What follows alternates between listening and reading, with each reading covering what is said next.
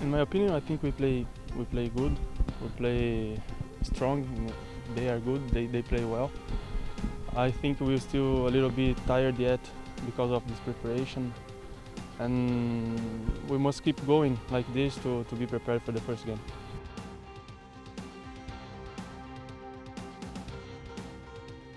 Yeah, how you say, 3 different matches, 3 different opponents. They play different a little bit. This team play a little bit long ball and strong, physical, but we must be prepared for every opponent. So we are doing good, I think.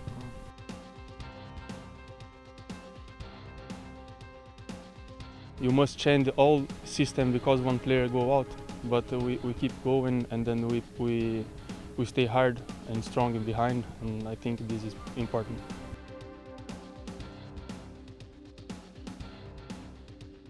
The first time I took this captain, I left this for Tava. I played myself there, and I left this for Tava.